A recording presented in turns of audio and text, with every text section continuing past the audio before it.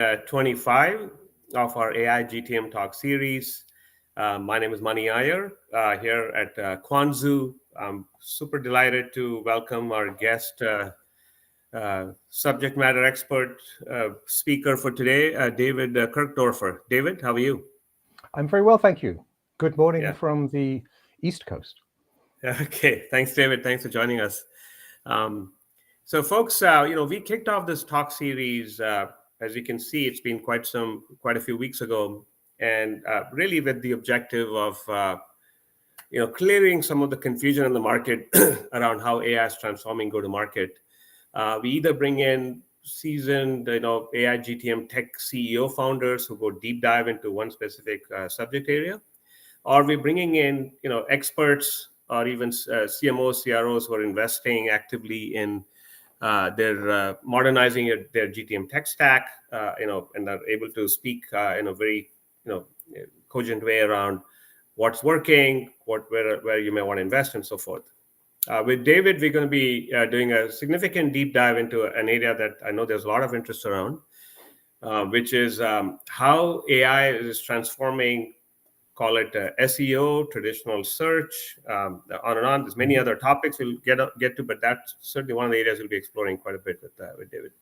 So, David, with that, I think I want to kick it off with bringing up this slide here, which is a little bit. Maybe we can start here, David. What do you do? What does your firm do? And who are you working with these days? Who am I and what is my purpose? I remember my father used to ask me that question when I was a little boy. And in transparency, my answer at the time was, my name is David and I'm here to have fun. And existentially speaking, I don't know that I have had a better answer since then. So we can go with that. Got it. More formally, let's see. So I've been doing B2B technology marketing for 30 plus years, which at this point is beginning to add up for something. And I've seen many different trends over the years. My beat has always been marketing kind of close to the demand gen side of things. So I have been this role that's between sales and marketing and product and the buying audience that we're trying to reach. And I think of myself as a bit of connective tissue or a liaison between these different groups. And I've worked, as I said, at many different technology companies over all of that time. And it's always been B2B tech. Some of that tech has been focused on other buyers of tech, so into the IT departments of many organizations. And sometimes it's been to the business units, to the marketing departments is the primary one. So that's been my heritage, right? My client internally has been sales. My goal has been revenue pipeline, that type of thing. Okay, so that's kind of my mindset, where I come from a little bit. That's my background, right? And all of the comments I'm going to be making here are really coming from that B2B space. So if anyone's listening to this with a B2C motion, perhaps some of it will be helpful, but that isn't my focus, and I haven't kind of thought through stuff there.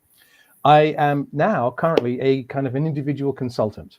I have clients who I work with on various different types of marketing projects, for the most part to do with helping their message become clearer, better communicated, more easily promulgated into the market, and better targeted. So what does that mean in practical terms, David? Well, that's demand generation, that's messaging and positioning, that's customer-centric, that's creating content. And I would think of it as buyer enablement content, and we'll unpack a bit of that in a moment, of course. And over the last, what are we? I guess 8-9 months, I have been very focused on what I would call generative engine optimization, because I see this as an extension of buyer enablement. Buyer enablement, and I'll explain what I mean by that in a moment. But that's my background. As I mentioned, I'm on the East Coast. I'm here in Boston, where we are having a delightfully cool spell in the middle of our heat waves. Got it. So, I mean, I noticed. Sorry about that. But I was just going to tell folks, I mean, what you shared with me, which is you worked with a bunch of different companies in a few different spaces, from cybersecurity to data to infrastructure, developer tools, marketing tech. So that's great. What tends to be your, just to give a little more perspective to folks listening, is it kind do you have a preferred segment of the market in terms of company size? Are you working more with early stage SMB mid, type companies to mid market enterprise? Yeah. Great question. So when I first started, everything was enterprise because they were the only guys who had computers. This is before the cloud, and the cloud and its kind of democratizing facility to bring computing to everybody. But as time has gone by, it's been more to the mid-market, and then working with startups, a lot of startups. So currently I'm working with a lot of startups, and given the raw numbers of how many startups there are out there, I guess that's kind of where people like me will often find our clientele. The technology base isn't so critical to me anymore. I used to try and steer things to stay in the cybersecurity lane because people would like that. They want that experience, and it's helpful. Ironically, one of the most applicable situations of my cybersecurity and managed service provider experience was a transfer when I started working with technology that was designed to be used by students in high schools to report on difficult behavior among other students anonymously. It was an MSP, and the students were the agents as opposed to the endpoints of your. It was like, oh, this is crazy. So there's there's crossover from one to the other, but there isn't a particular one that I'm focused on right now. No. Understood. Yeah, because I think what I'm noting here is, you said lately it's been more tech companies, marketing teams, CMOs, C to Series, Series C that you've been working with. Let's get into the core areas that we cover in these talk series, which is all around AI and how it's changing GTM as we know it. So I know that, as you said, you've been focusing a lot around GEO and LLMs and how they're impacting the traditional ways people discover companies and discover products and solutions. And if you want to talk about that, that'd be a great place to start. Yeah. Absolutely. So let me throw out a couple of ideas to start with. I would say that the internet is an information service. Okay. And I would say that AI is the new user interface to information. Got it. Okay. I think AI will have a profound effect, and the SaaS industry could be changed forever, let's say. I view the marketing that I do is trying to be customer centric. I started my career as a telemarketer, as we called ourselves then, or an SDR, as we might call ourselves today, or call that role today. And I quickly realized that I was calling people who didn't really always want to talk to me. And if I was going to try and convince them, I wasn't probably going to succeed. So I struck on this idea that tried to kind of like make it tolerable for me to do this job. And I use that term tolerable because it's available as a word. I mean, I didn't mind it. I kind of enjoyed it. And what my point is I'm here to share an idea and see if the idea is shared. And that changed my dynamic in what I was aiming to try and do on the phone. And this is 30 years ago. And I was basically saying, hello, my name is, you've never heard of me, of course. I want to share an idea and see if this is an interesting idea that you would care to explore. And it made it so that the person who was on the other end had the choice. And I wasn't trying to convince them. I was trying to attract them. And I think that's been a hallmark of what I've found my better marketing has done. I, in my demand gen roles, would try and find how to appeal with my message to the buyer, right? And so I had the opportunity to take the basic messaging that was provided to me and try and make it more customer friendly, more appealing. That has its strengths and weaknesses, and I had my hand slapped once or twice for making it too appealing. But nevertheless, so what I view, if the internet is an information service and AI is the new interface to information, then I want to make sure that on my website, I have all the information available that a buyer would want to help answer their key buying questions. So my approach to this is, and as a person who has done demand gen, which for many motions amounts to creating a registration list, Yeah. You registered for the trade show. You registered for the seminar. You registered for the webinar.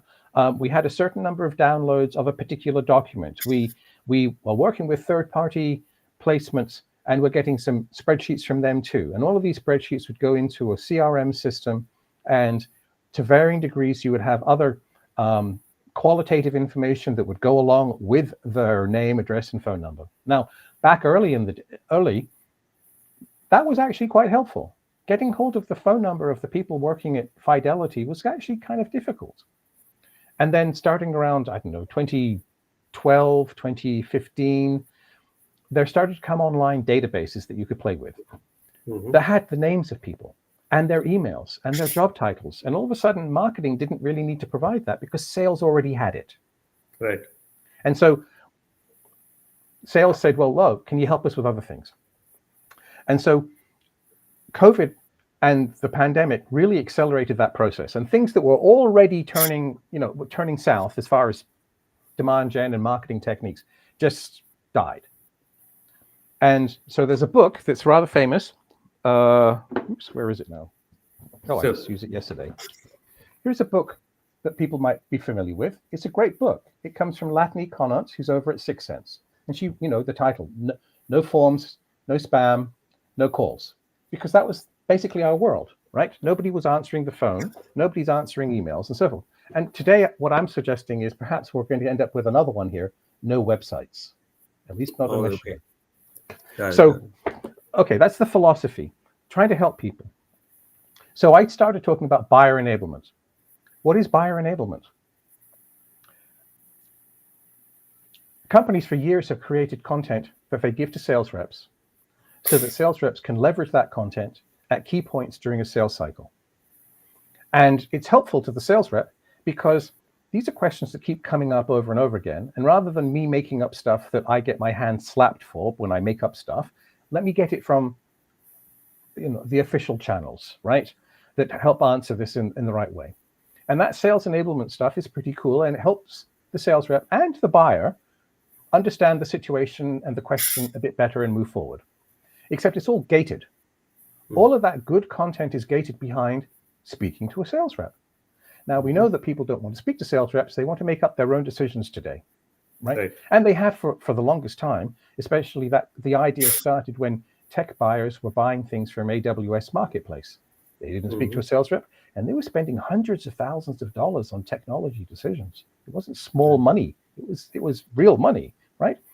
And they went from documentation, and they were technical buyers buying technical things. So it was a more defined lane. The general B2B buying public has moved towards that because of the harassment of sales and marketing. And Kerry Cunningham over at 6 Sense, again, has documented and measured, and we probably are very familiar with some of these numbers now, and I'm going to kind of mess the numbers up a little bit, but directionally, 80% of people who we speak with have already created their shortlist. And 74% or 76% of the time, the vendor they contact first is the vendor who wins the deal. Yeah, right. Now, hang on a second. They haven't contacted us yet. They've already made a shortlist. They've already pretty much lined up behind who they're going to pick. They didn't speak to a sales rep yet. Where did they get this information from? A lot of it comes from prior experience working within that category. So I'm the VP of marketing at company X, and now I'm the VP of marketing at company Y, and I might repurchase some of the tech stack that I use so successfully at company X and bring it to company Y. There's a lot of that, right? But for the most part, we're getting corroborating information from the website, from our peer-to-peer interactions, which are much easier now that we're all living online and working from home and playing in Slack. So I wanted to take all that sales enablement and put it on the website and call it buyer enablement so that my buyers could pick me. And to do that, you have to sometimes reformat it, sometimes find ways and places to put it. And then when you put it there, you need to find ways to make it very easy to find. And that's the other trouble. When we go to a website nowadays, they're all designed differently. And our success, our feeling of the experience on the website is were we successful finding the information we were hoping to get in this particular trip? Sometimes we found it. Sometimes we found the information and it wasn't the information we were hoping for.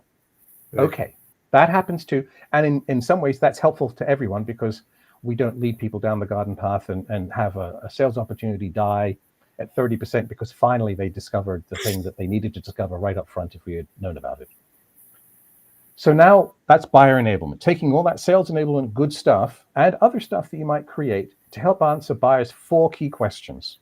So I'm barreling on here. Tell me if this is helpful and you'd like to kind of interject, because I can go. No. So I think the audience that we have, they a lot of the time I think they value. I think the background is great, but really we probably should quickly get to. So let's talk about why do I talk about AI enablement? Correct. Where are we now, and then how do we need to change things, restructure things in the current content that we need to communicate out? Okay. So if AI is the interface to information, and we're going to things like ChatGPT, Claude, Gemini, and various other tools, then our websites are disintermediated from this transaction, from this information exchange. We're going to the AI. And so the AI gets information from everywhere. It does not care about our marketing organizational charts. It just gets stuff from places. So your partner marketing team is putting stuff out. Your demand gen team is putting stuff out. Your PR team is putting stuff out. Your content team is putting stuff out. Your product marketing team. Your website is designed with a certain menu hierarchy that is informing of what you are and how it should think about you. So all of these different sources are part of the mix of information.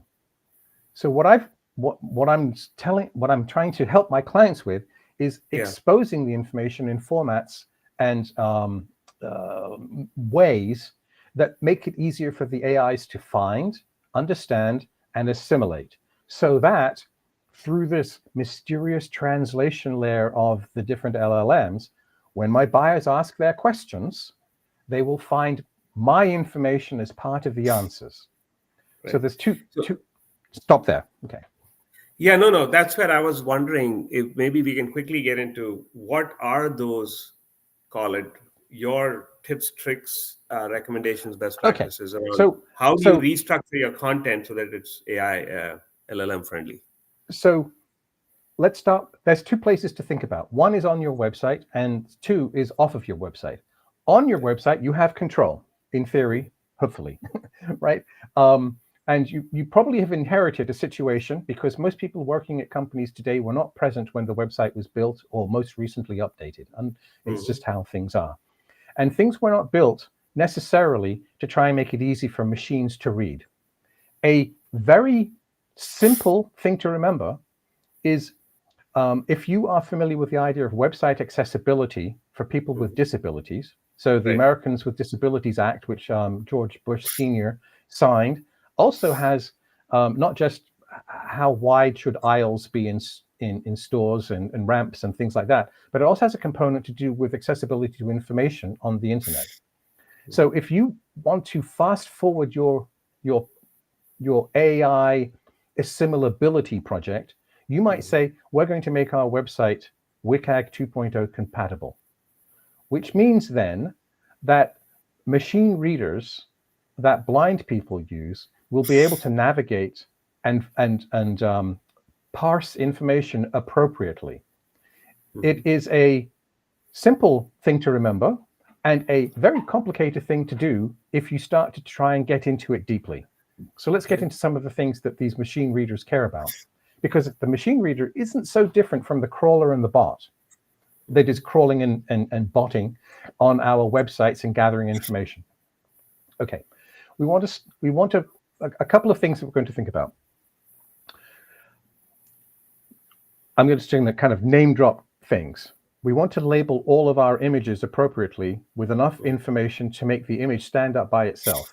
So we have banners of logos. Sometimes they have names of what the logo is. Sometimes they don't, because for people, and this is the other key thing that makes information easy for you and me to understand and hard for AI. You and I instantly add context, and we understand placement and context in a way that machines won't. They might in the future, not suggesting that they can't, and it may not be far off, but right now, if you see a green box and a picture in it and a text underneath it, we know intuitively that that text is supposed to be something associated with that person. Right. But unless we somehow put that into the words, the AI doesn't know, because it doesn't see a box. It just sees HTML code. And it just sees all these different lines of code, right? So it doesn't get that visual per se. So again, as I say, these things may change, certainly, because there's a desire to make things easier for us humans. So what does that mean? That means for the logo or the headshot, it might say David Kirk Dorfer, VP of something something, a customer of brand X. I've added something to my text there, my alt text. I've now added the context. This person at this company is a customer of this, as opposed to just this person. If I have a quote underneath, you might want to, we can see it's got quotation marks around it, but the text doesn't know, the computer doesn't know who said it. We might need to add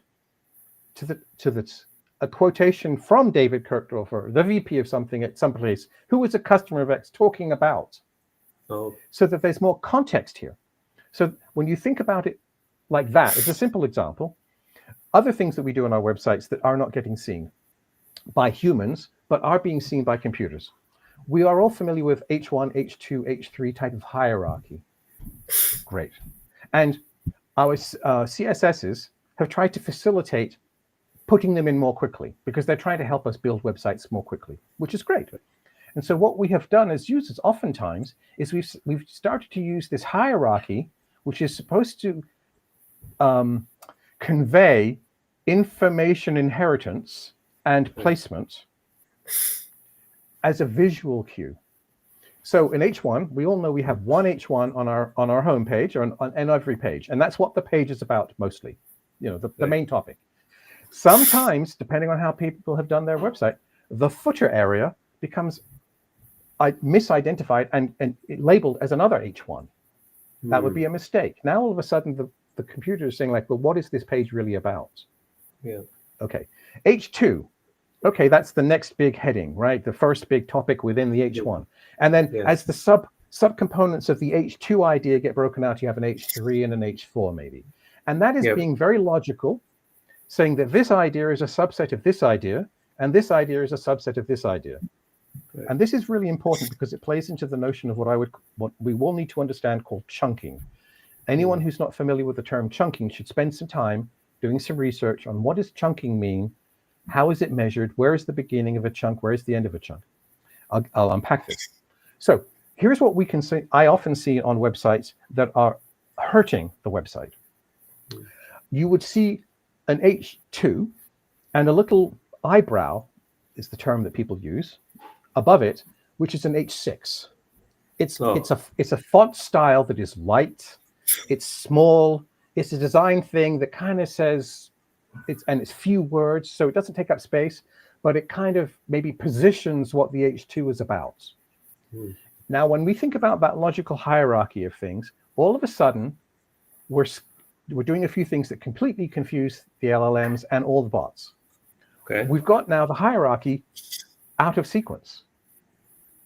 And so the computer doesn't know, well, hang on, wait, where is the beginning and what is in reference to the thing above it now? I don't know what is the thing I'm in reference to the thing above it.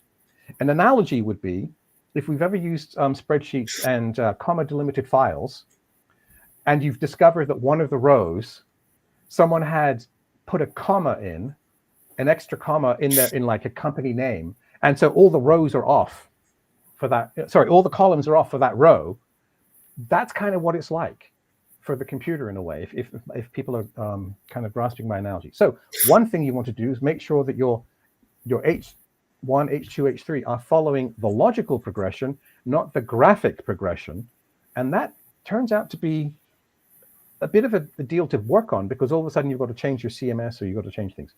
One idea. Number two, make sure that the headings say something that is helpful. So we have a lot of brand voice. We want our websites to have a voice to them so that they kind of represent who we are. Okay.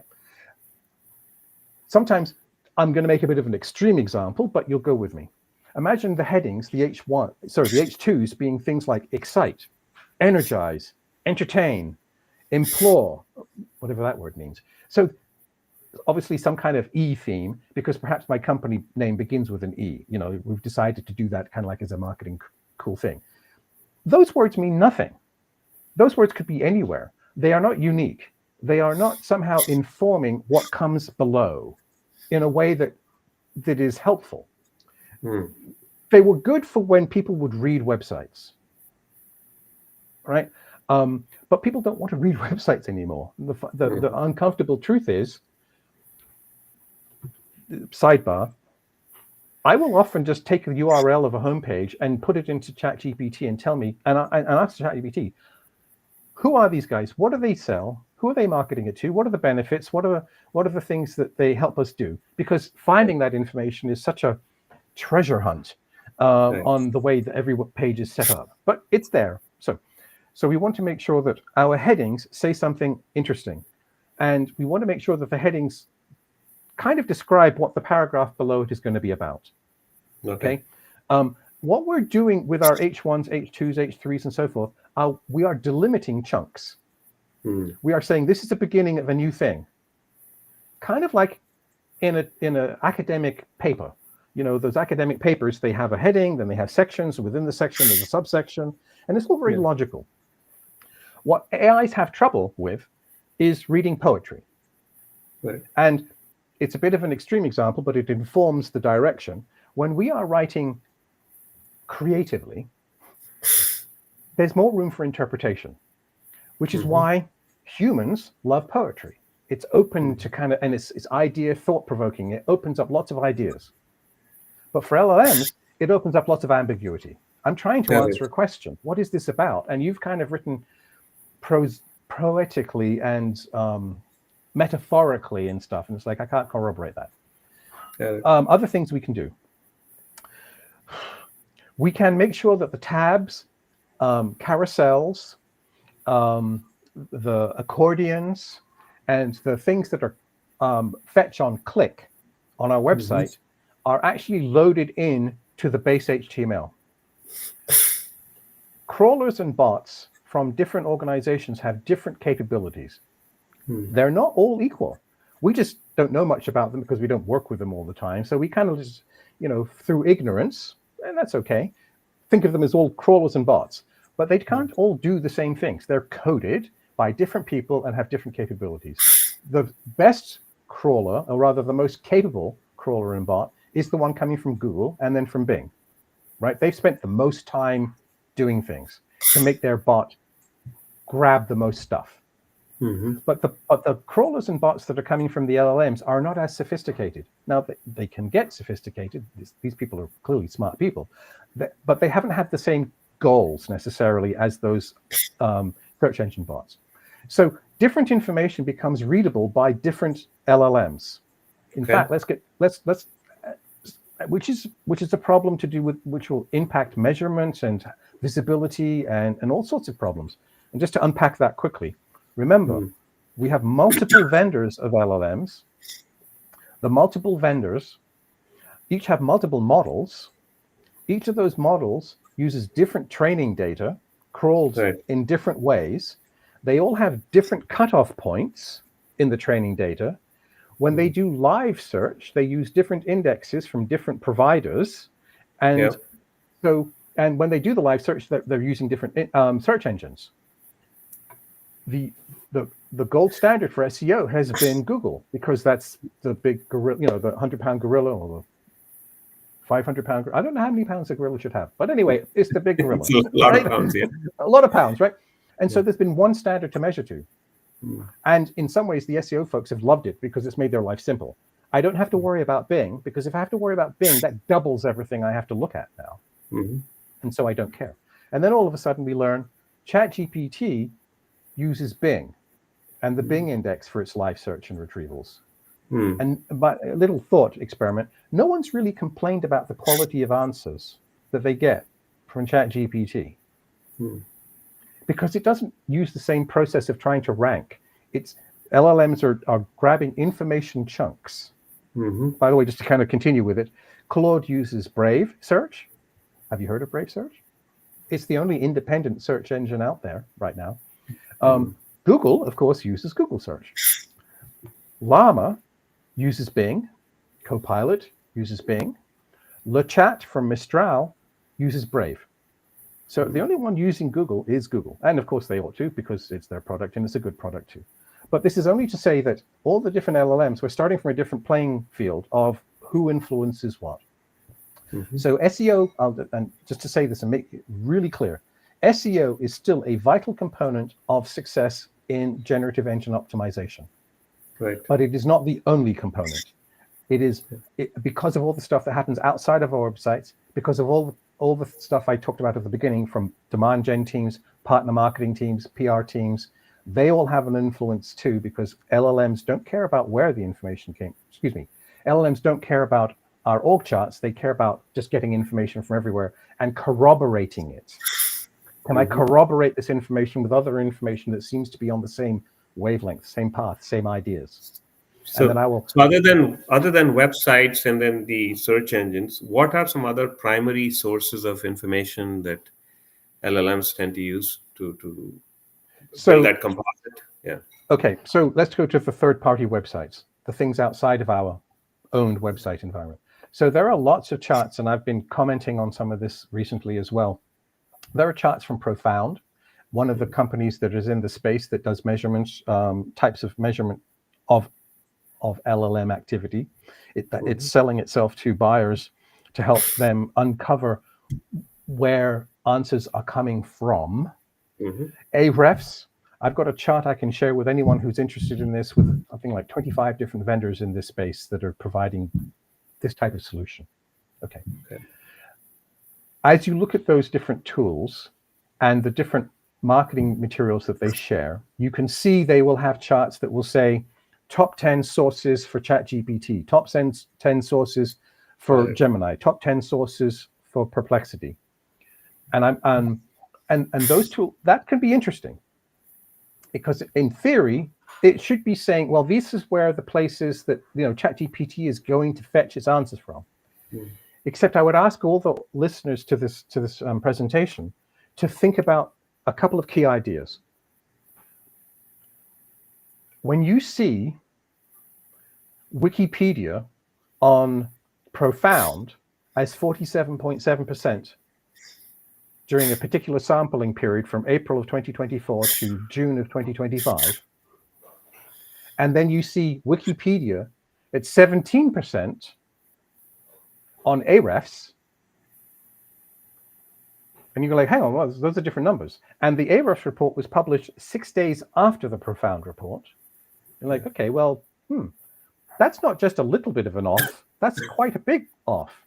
And when you see the top 10 elements from Profound and the top 10 elements from Ahrefs for essentially the same time period, and they're completely different.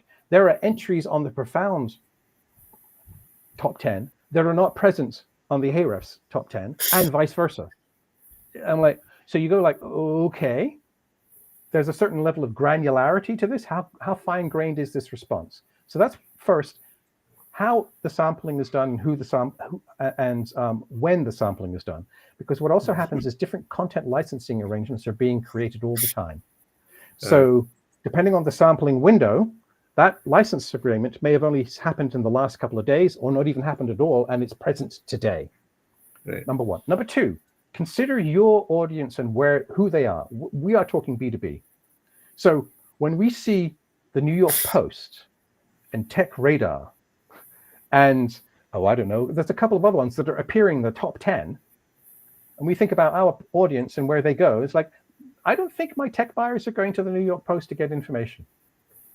So what does that tell me? That tells me that these, I'm not here to say that what their Profound and Ahrefs has is wrong. I'm saying that it isn't necessarily zoned in on your ICP. So where do you want to put your information? Well, I want to put my information where traditionally my information has been discussed. right? Where is it that this discussion happens? These are the websites these are the web properties, the web magazines, if you will, where this gets discussed. These are the Reddit threads or various threads where this gets discussed. These are the analysts, and this is the G2, and this is, the third-party kind of review sites. These are the places where people have gone, because those are the places that have accumulated the reservoir of information on this topic set. And those are the places that the LLMs will gravitate toward for that topic area. So the point being is plant your flag where your customers already are going, rather than trying to necessarily create a wiki page. For my tech buyers, I very rarely get a response from an LLM that takes me to a wiki page. It's just not the kind of thing that, it could be helpful. So those measurements are probably picking up a lot of consumer use of LLMs because they're on our phones. In fact, ChatGPT in June was being downloaded 1 million downloads a day on the Apple Store. That's a lot. My wife is even starting to use ChatGPT. So instead of just going off to YouTube and looking for Chef Ramsay and YouTube videos, she's now able to do ChatGPT stuff and get directions that way. So, we all have thousands of these stories. So where to go? Go where your typical buyer already is. Got it. So, I know we have. Let me expand on that a little bit. Something that's a very big problem for a lot of technology companies is what I would call narrative wake. Startups especially pivot. Messaging changes. Focus changes. This is natural. As we strive for better message fit with our audience and as our technology develops. But we don't often go back to all the different places where we have previously described who we are and how we do things. And so there's probably a better term, but I call it narrative wake. So imagine you over 2 years, you have pivoted twice. Let's just pick that number. That means you may have pumped out certain messaging with message A and then switch to message B. Yeah. When an LLM goes off and tries to answer a question, it wants to find information it can corroborate. The wider the information diversity, the less it feels it can corroborate it. When it can't corroborate it, it starts to deprecate its presence because it wants to provide a good answer, and pervasiveness of similar becomes important. So what we can do is go back to Crunchbase, go back to G2, go back to all the places where you have listings about your product and your solution and your company and update them. Yep. Just like when you would do a rebrand, when you went from we are called X to we are called Y, you would have to go back, you would do that. And for the next year, you would say X, formerly known as Y, in all your PR and all your outbound stuff, because you're trying to make that brain association move. LLMs are the same. We need, if we can erase the old so that there's only the new to be found, that will help. However, training data will have retained the old. And that's why LLMs are increasingly leveraging the new. And you will see people pointing out that recency of information has become a more important factor partly because of this phenomenon. So a very tactical thing to do is to go back, your partners, go back to all the partner websites. Do we have a consistent boilerplate message there? Your PR, going back to all those reviews you might have had. Can we update and make sure we're in the right categories? G2, for example, is a great service. There are others like it. And they might try to put you in multiple categories because they think they're giving you a wider base to be found in. That might backfire because you get a lot of leads that are kind of like really not in your lane. It's in an adjacent lane. It also backfires on the LLM front too, which is a minor consideration ultimately at this point, but will grow. So making sure you're in the right category and that your descriptions are appropriate to how you want to be known and describe yourself today. Yeah. So David, we have about 5 minutes left. So I wanted to cover, obviously, you've covered a lot in terms of LLMs and how they work and how geo needs to be addressed, right, as companies keep evolving their content. Let's talk about the future, just looking ahead, right? The next 6, 12, 24 months. How do you see things changing in this broad lane around, could be around content, could be around GEO? What are some trends that you're watching? What do you see happening? And what guidance might you have for companies who are still early in their journey? Sure. Okay. So in May of this year, all the LLMs made pretty significant announcements around technology that would enable autonomous agents Okay. to do things for us, to be provided a goal, not a task, a goal. And it's if you're familiar with Ghost, right? Goals, objectives, strategies, tactics. Goals is at the top. And they would have autonomy to go off and try and fulfill the goal. And the different LLM vendors are all moving toward the ability for agentic search now and agentic activity. So all of the groundwork we make now to enable LLMs to find, understand, and assimilate our information on our website and third-party websites, when it's a human asking the questions on the other side of the window, right, will support whatever might develop with agentic search. The companies who are most likely going to use agentic search and agentic activity first are the companies that have a culture of automation, and they will use it for things that have that are high transaction and highly similar activities.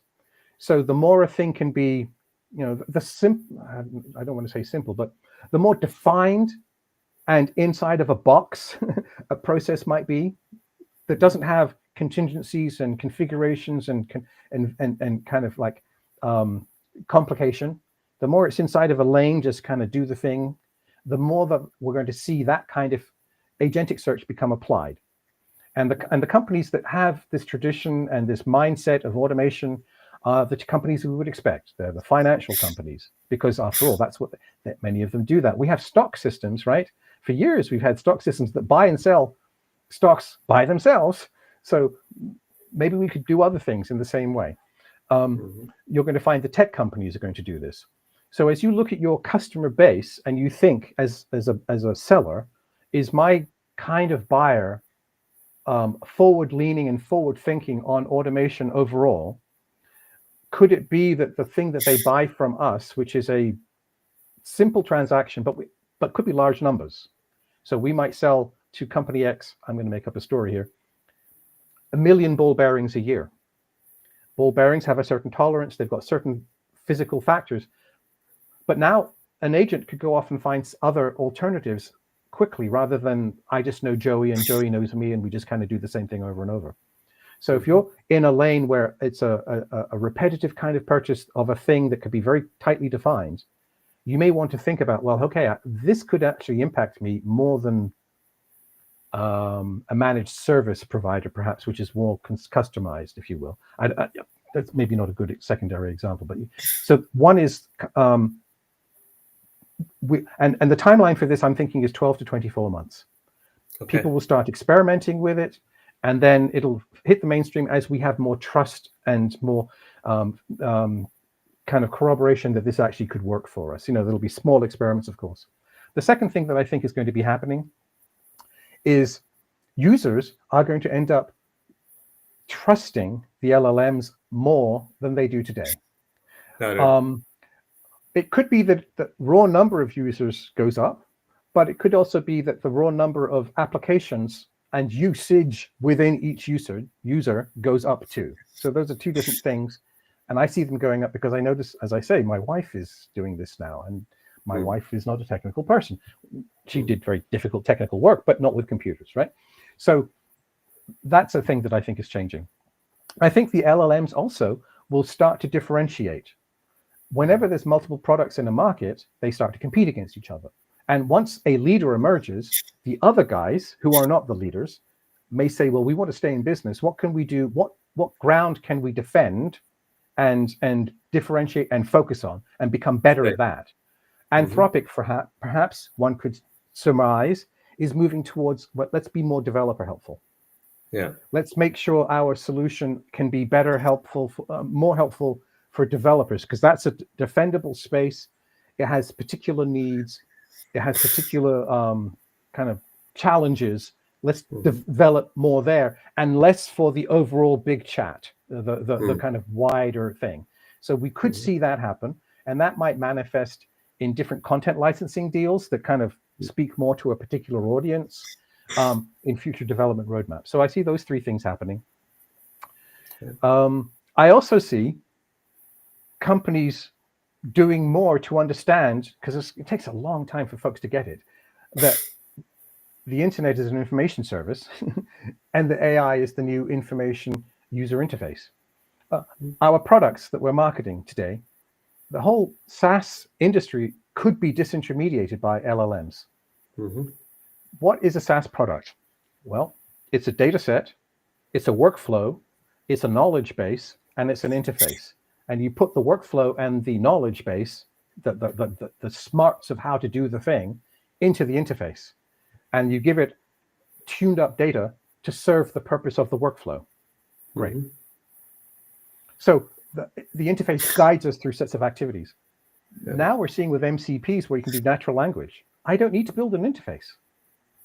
I can, and the data set can be the proprietary data that we provide, plus whatever else is complementary to the workflow. Okay.